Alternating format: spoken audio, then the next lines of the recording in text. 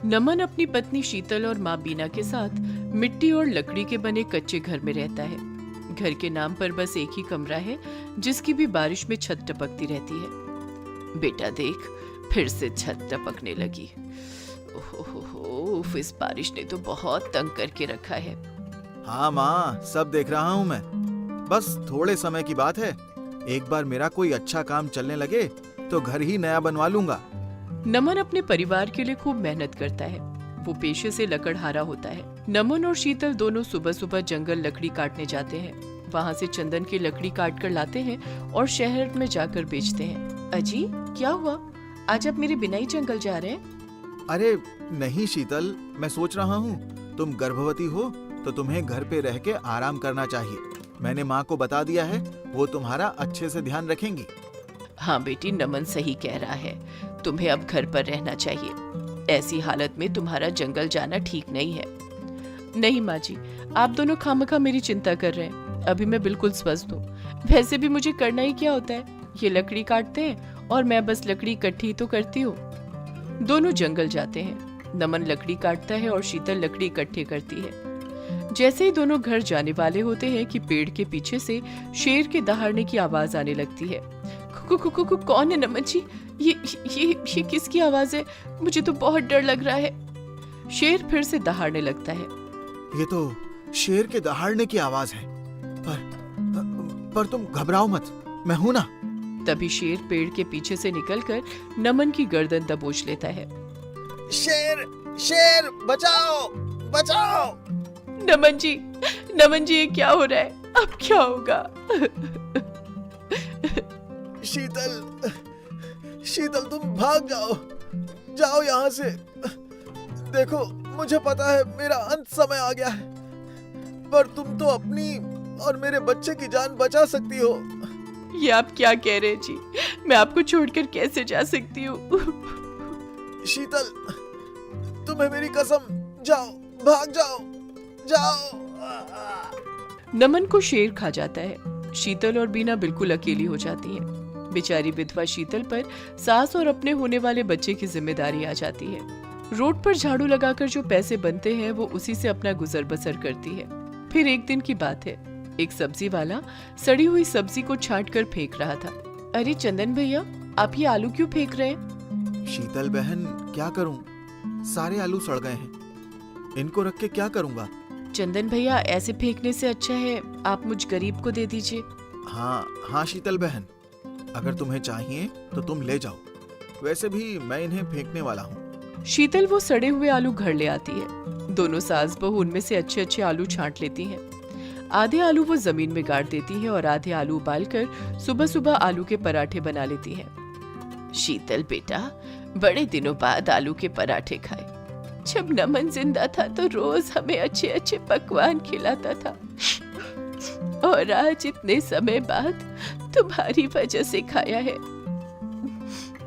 माँ जी, आप ऐसे दिल छोटा ना करें, सब ठीक हो जाएगा। शीतल एक पराठा बचाकर चंदन को देती है। वाह शीतल बहन, तुम्हारे हाथों में तो मानो कोई जादू है। थोड़े दिनों में शीतल का पेट भी बढ़ने लगा। अब उससे कोई भी काम नहीं होता था। भूख के मारे दोनों सास बहू का बुरा हाल था। मुझे जल्द से जल्द कोई और आसान सा काम देखना होगा। माँ जी भूखी हैं और मेरे बच्चे के लिए भी मेरा खाना खाना बहुत जरूरी है, पर ऐसा क्या काम करूं? तभी चंदन उससे उसकी उदासी का कारण पूछता है और शीतल सब बताती है। शीतल बहन, तुम ऐसा क्यों नहीं करती? अपना चाय और पराठे का काम क्यों नहीं खोलती? चाय का तो मुझे पता था तुम बहुत अच्छी चाय बनाती हो, पर पराठा इतना अच्छा बनाती हो ये भी मैंने देख लिया। जादू है तुम्हारे हाथों में, सच में जादू है। वैसे भी मेरा सब्जी का धंधा अब बहुत अच्छा चलने लगा है। मैं अपनी सब्जी का व्यापार अब शहर में करूंगा। तुम मेरा ये ठेला रख लो, इसी पर पराठा और चाय बेच लेना, और फिर मेरी कोई मदद की जरूरत होगी तो बेझिझक होके बताना। शीतल को चंदन की ये बात बहुत सही लगती है और इस बारे में वो घर जाकर अपनी सास से बात करती है। तुम सही कह रही हो बेटी, और इस काम में मैं भी तुम्हारी मदद करूंगी। अगली सुबह शीतल और उसकी सास आटा बना लेती हैं और उसमें सारा मटेरियल डालकर तैयार कर देती हैं। साथ में अपनी देसी चाय और उसका घर का मसाला भी तैयार कर देती हैं। ये लो बहन, अब संभालो अपना काम। किसी चीज की जरूरत होगी तो बेझिझक बताना। शीतल पराठा और चाय बना लेती है और बिना पराठा बनाने में उसकी मदद करते हुए पराठे को बटर लगाती है। देखते ही देखते शाम हो जाती है, पर अभी तक एक भी ग्राहक नहीं आया था। माँ जी, मुझे बहुत टेंशन हो रही है। शाम होने को आई है पर अभी तक एक भी ग्राहक नहीं आया। हाँ बेटी, मैं भी देख रही हूँ, पर अब हमें अपने काम करने का तरीका बदलना पड़ेगा। वो कैसे माँ जी? शीतल की सास उसे बताती है कि एक तो हमें चाय में अपने देसी मसाले डालने पड़ेंगे, जिसकी खुशबू से लोग अपने आप हमारे ठेले पर खींचे चले आए, और दूसरा हमें पराठे का रेट कम करना पड़ेगा। आइए आइए, गर्मा गर्म ताजा ताजा चाय पराठा खाइए। पराठे तो बहुत खाए होंगे, लेकिन ऐसा पराठा कभी नहीं खाया होगा। जो एक बार खाए वो बार बार आए। इस तरह से बीना की आवाज सुन के लोग वहां रुकने लगे और चाय पराठा खाने लगे। लोगों को उनके चाय पराठे इतने पसंद आने लगे कि दूर दूर से लोग उनके ठेले पर चाय पराठा खाने के लिए आने लगे, और फिर लोग दोनों सास बहू को आलू पराठा वाली के नाम से जानने लगे। काम अच्छा चलने की वजह से दोनों ने अपना ढाबा खोल लिया। लोगों की भीड़ ढाबे पर बहुत होने लगी और दोनों सास बहू बहुत अच्छे से ढाबा चलाने लगी। फिर कुछ ही दिनों में शीतल एक बेटी को जन्म देती है। बेटी, आज हमारे चमन का सपना पूरा हुआ। जो वो चाहता था आज वो सब पूरा हुआ। हाँ माँ जी, आप सही कह रही हैं। शीतल और उसकी सास बीना दोनों ढाबा चलाने के साथ साथ बच्ची का भी अच्छे से ध्यान रखती हैं। अनीता की सास आज बहुत खुश नजर आ रही थी। आमतौर पर वो अपनी बहू अनीता के आगे चिड़चिड़ाई ही रहती थी। जब देखो झल्लाकर अनीता की हर काम में कमी निकालती रहती थी। अनीता मन से दुखी तो थी ही, लेकिन फिर भी खुद को समझा लेती थी कि कोई बात नहीं, माँ जी हैं, बड़ी हैं। लेकिन आज अनीता को भी आश्चर्य हो रहा था कि उसकी सास नंदा इतनी खुश कैसे है। और तो और नंदा ने बाहर मोहल्ले से आते ही अनीता के सिरदर्द के बारे में भी पूछा और ये भी कहा, सर दर्द ज्यादा हो रहा हो तो मैं बाम लगा दूं। अनीता के लिए ये बात किसी सातवें आश्चर्य से कम नहीं थी। अनीता तो ये भूल ही गई थी कि उसके सर में दर्द भी हो रहा है। शादी के 3 साल बाद अब उसे सिर दर्द, पैर दर्द जैसे दर्दों को झेलने की आदत हो गई थी। जो कड़वी बातें माँ जी उसे कह देती थी, अनीता को उन बातों के दर्द के आगे बाकी सारे दर्द फीके लगते थे। माँ जी पास बैठकर अब शाम की सब्जी के लिए लौकी छीलने लगी थी। इतने सालों में अनीता को एक बात का एहसास हो गया था कि जब भी माँ जी को अनीता से कोई काम निकलवाना होता था या फिर कोई बात मनवानी होती थी, तो वो हंसते मुस्कुराते हुए लौकी छिलने बैठ जाती थी और बातों बातों में मुद्दे की बात सरका देती थी। अनीता समझ चुकी थी कि माँ जी अब मुद्दे की बात करने जा रही हैं। सच तो ये है कि अनीता भी वो बात जानना चाहती थी जिससे मजबूर होकर माँ जी अनीता के सर दर्द में बाम लगाने को भी मजबूर हो गई। लौकी छिलते छिलते माँ जी ने बोलना शुरू किया। सब्जी खरीदने जा रही थी तो सक्सेना की पत्नी ने बुला लिया। अच्छा, क्या कह रही थी? पूछो मत भैया, क्या ठाट बाट है। बहू क्या आई, उसका तो भाग्य ही पलट गया। महारानी हो गई है, महारानी। माँ जी अक्सर सक्सेना की बीवी की बात करके अनीता को ताना मारती थी। कहने को वो सक्सेना की बात कर रही होती थी, लेकिन निशाना अनीता पर ही रहता था। खुद पसंद करके लाई थी भैया, बने भी क्यों ना महारानी। अरे ये महारानी तो क्या है, जो हम महारानी विक्टोरिया होते। पंकज का रिश्ता आया था कानपुर वाला, गहनों से लादने को कह रहे थे। सारा सामान, बड़ी गाड़ी, गहने, झुमके सब, और लड़की भी गोरी थी, एकदम सफेद भक। हमने तो हाँ भी कर दी थी, पर हाय री किस्मत, हमें क्या पता था कि पंकज यहाँ किसी गैर बिरादरी की लड़की से नैन मटक्का कर रहा है। अब लड़के तो होते ही ऐसे मिजाज के हैं, लड़कियों को देखो हाथ से निकली जा रही हैं। ये सब तीखी बातें अनीता के दिल पर फिर से वार कर गई। उसकी आंखों से आंसू टपक आया। माँ जी देख न ले इसलिए उसने चुपके से साड़ी के पल्लू से आंसू पोंछ लिया। माँ जी ने अपनी बात जारी रखी। सक्सेना की पत्नी को उसकी बहू ने सोने की 5 चीजें दी हैं। अच्छा, कोई रस्म थी क्या? ले, तुझे पता ही नहीं। हाय रे मेरा भाग्य। अनीता कुछ समझ नहीं पाई। माँ जी मैं कुछ समझी नहीं। 5 चीजों के बारे में मुझे सच में कुछ पता नहीं। सक्सेना जी की बहू मुझसे कम ही बात करती है और आंटी जी ने भी मुझे कुछ नहीं बताया। अरे आंटी ने नहीं बताया तो ये मुआ फोन तो है तेरे पास, इससे सब पता कर लेती कि आज बारिश होगी, कल ओले पड़ेंगे, अमेरिका में ये हो गया, इंग्लैंड में वो हो गया, कल ग्रहण लगेगा। दुनिया भर का पता है तुझे, अपनी सास की मतलब की चीज नहीं पता। दाई से पेट छुपा रही है। सास के मतलब की चीज? माँ जी मुझे सच में नहीं पता आप किस चीज की बात कर रही हैं। नहीं पता तो मैं बताए देती हूँ। नई रीत चली है एक, सब बहुएं अपनी सास को 5 जोड़ी सोने की चीज दे रही हैं। सोमवार के दिन पूजा करके 5 जोड़ी सोने की चीज सास के पैर छूकर देनी है। घर लक्ष्मी के आशीर्वाद से भर जाएगा। 5 चीज? कैसी 5 चीज? कलम ले ले, लिख। अनीता को कुछ भी समझ नहीं आ रहा था, पर माँ जी के कहने पर वो 5 चीजें पेन लेकर डायरी में लिखने लगी। लिख। नंबर 1 सोने के 2 कड़े, नंबर 2 सोने की चेन, नंबर 3 सोने की अंगूठी, नंबर 4 सोने के कुंडल, नंबर 5 सोने का टीका। लिख लिया माँ जी? ये सब दिया है सक्सेना की पत्नी को उसकी बहू ने। और 1 हफ्ते बाद क्या हुआ पता है? क्या हुआ माँ जी? उसके पोते का एडमिशन नंबर 1 स्कूल में हो गया, वरना तो बेटे ने सारी सिफारिशें लगा ली थी। और बेटे का प्रमोशन हो गया सो अलग। अच्छा, ये तो खुशी की बात है। अब किस किस की खुशी की बात सुनाऊं तुझे। चंदा की बहू ने 5 चीज दी, 3 दिन के अंदर प्लॉट निकल गया। गली नंबर 3 वाली की बहू ने 5 चीज दी, उसकी गांव की जमीन हवाई अड्डे में आ गई, करोड़ों मिलेंगे।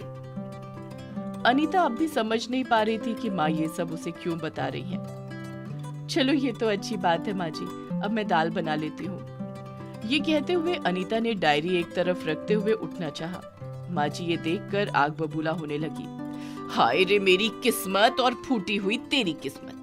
दुनिया की बहू सास को 5 चीज देकर अपना भी भाग्य खोल रही हैं और अपनी सास का भी।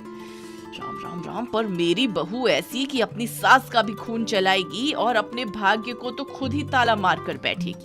अनीता हड़बड़ा गई।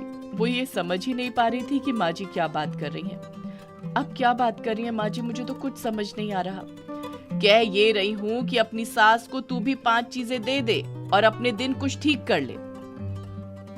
5 सोने की चीज माँ जी, ये तो लाखों रुपए की आएंगी। खरीदना तो दूर, मैं तो इनके बारे में सोच भी नहीं सकती। सोच नहीं सकती? अभी 1 हफ्ते पहले ही तो तेरी नौकरी का फंड आया है 10 लाख रुपए का। कुछ हल्का बनवा दे, जरूरी थोड़ी है 10-10 तोले की बनवा। मेरा क्या है, मैं तो तेरे भले को कह रही हूँ, वरना मैं तो एक साड़ी में दिन काटने वाली, मुझे क्या पड़ी है। अनीता ये सुनकर अवाक रह गई। ये वही माँ जी है जिन्होंने अनीता की नौकरी छुड़वाने के लिए एड़ी चोटी का जोर लगा दिया था, और जब कोई बहाना न चला तो ऐलान कर दिया था कि जब तक अनीता नौकरी नहीं छोड़ देगी वो तब तक अन्न जल ग्रहण नहीं करेंगी। हार थक कर अनीता को नौकरी छोड़नी पड़ गई थी। अनीता और पंकज एक साथ ही नौकरी करते थे। अपनी नौकरी के दौरान ही अनीता की पंकज से मुलाकात हुई थी। दोनों प्रोजेक्ट पर साथ साथ एक ही टीम में थे।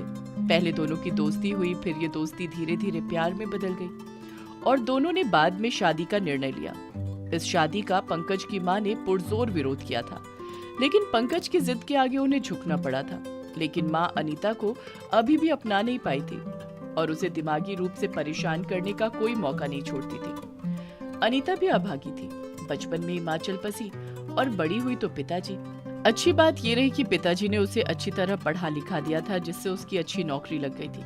अनीता भी पढ़ने में बहुत होशियार थी। अनीता से छोटी उसकी 2 बहनें भी थीं जो अब कॉलेज में पढ़ रही थी। पैसों की तंगी की वजह से दोनों बहनें एक अकाउंटेंट फर्म में पार्ट टाइम नौकरी करती थी। शादी के बाद जब अनीता को नौकरी छोड़नी पड़ी तो उसका फंड कंपनी की तरफ से 10 लाख रुपए मिला था। उसने अपनी दोनों बहनों की शादी के लिए इसको बैंक में जमा करा के रख लिया था। लेकिन अनीता को बड़ी हैरत हुई कि माँ जी की नजर उस फंड पर है। अनीता क्या कहती, उसने बस इतना ही कहा, मैं देखती हूँ माँ जी। इतने में उसकी ननद रेणु का फोन सास के फोन पर आया। सास फोन पर भी अनीता को सुनाते हुए ताने देने लगी।